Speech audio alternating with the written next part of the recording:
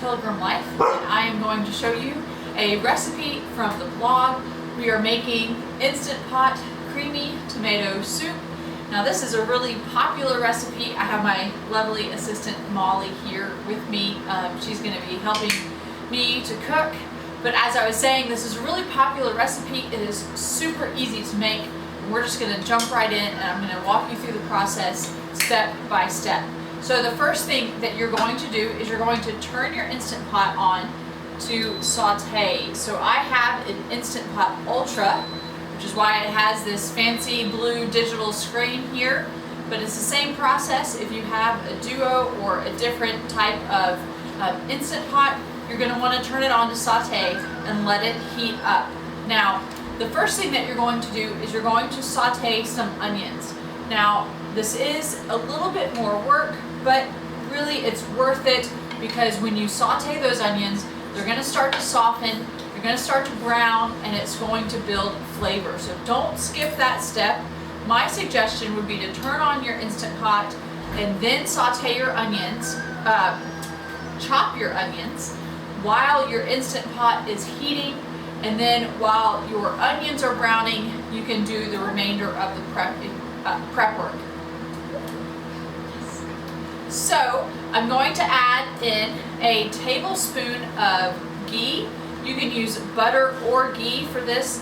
I like to use ghee when I am sauteing because it has a higher smoke point. So I'm just putting a tablespoon of ghee right in the pot, and you can already hear it sizzling. Okay, Molly, do you want to use the spoon to push those off? Okay, so Molly is going to push the onions into the pot.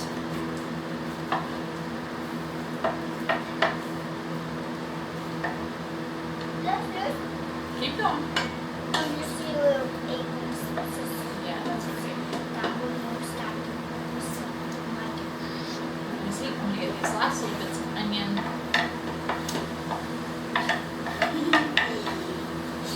Okay, so the onions are just going to saute. You want to give them a really quick stir to coat them in that butter or ghee, and then let them saute while you finish prepping the rest of your ingredients. So I have here 4 cans of diced tomatoes. I like to get the organic diced tomatoes from Costco.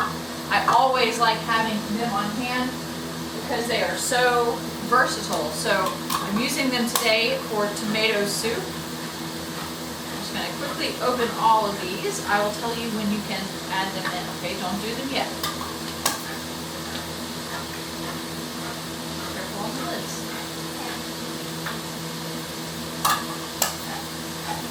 So I am using diced tomatoes because, as I mentioned, I like to always have these on hand. But you could also use tomatoes fresh out of your garden, or a different type of, I know some people like to use fire roasted tomatoes. So really there's some wiggle room. You can use your preferred type of tomatoes. You would want to just substitute the same amount for the diced tomatoes. And each can is about 1.5 cups of diced tomatoes. Okay, so after my onions saute for just another minute, I will add the remaining ingredients, and then everything will be ready. No, I'm not doing this. And then everything will be ready to start cooking. So I have here a tablespoon of dried basil, 2 tablespoons of sugar, and the sugar is important because it cuts the acidity down on those tomatoes. If you left out the sugar, then you would want to substitute it with some other type of sweetener so that your tomato soup was not too acidic. And then I have a cup of chicken broth. Now this is chicken broth that I made in my Instant Pot. If you have not made chicken broth in your Instant Pot yet, you can find instructions for how to do that on the blog, thispilgrimlife.com. It is really easy. It makes a delicious chicken broth, but it's also a great way to save on your grocery bill and get some good nutritious ingredients in your food. Okay, so those onions have just started to brown. I'm not going all the way to the point of caramelizing those onions. I just wanted to kind of jumpstart that process to build flavor. Okay, now we're going to add in the remaining ingredients and cook them. Hopefully don't turn it until, you can do the next one. Don't dump it until it's over the pot. There you go. Now this one the flex. One more. The flex. We did the fish, mommy. Haha, new one. Okay, so that was 4 cans of tomatoes. I'm gonna add a cup of chicken broth. Yes, you may add these 2 things. 2 tablespoons of granulated sugar, and then 1 tablespoon of dried basil. Okay, can you give it a quick stir? Now the only other ingredient that I don't have, that I'm not adding right now, is the heavy cream.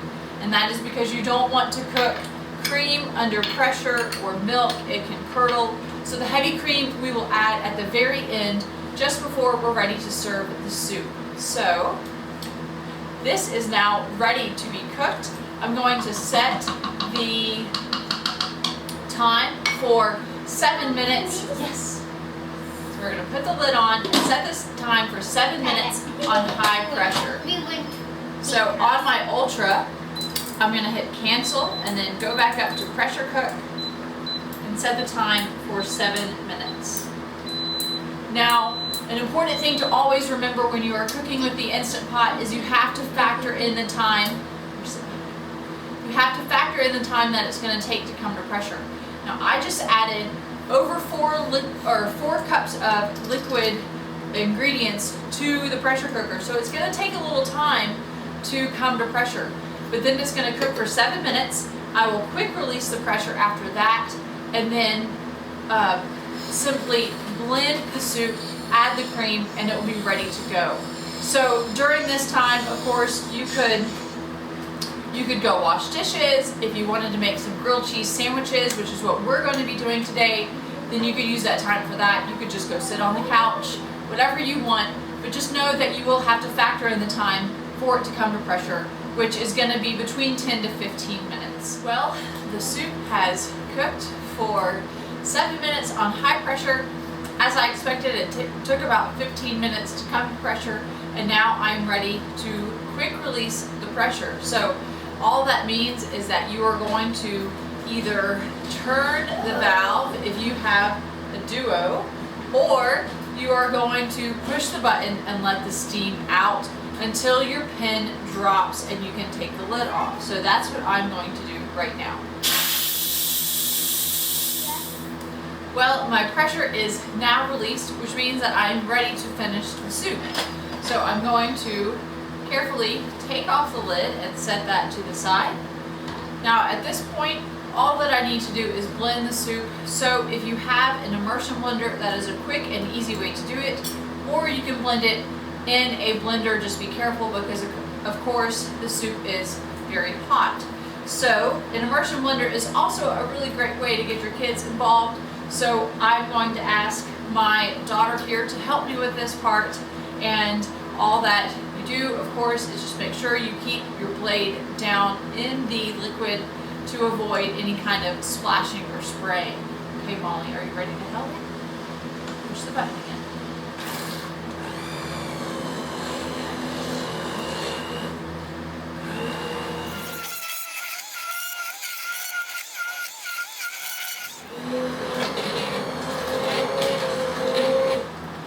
So now the soup is nice and smooth, and we're ready for the final step, and that is to add in the heavy cream and serve Mommy, soup. how did that seem to mask? You just twist it and it comes off. Okay, so I'm adding in a half a cup of heavy cream. Now some people prefer to add milk instead to kind of cut back on the calories, and you are of course able to do that. However, you're just going to lose a little bit of the creaminess, but that is completely up to you. So either a half a cup of heavy cream or a half a cup of whole milk. And my soup is now ready. It is looking so good. I've got some grilled cheese sandwiches that are cooking on the stovetop, and we will be ready to have our lunch.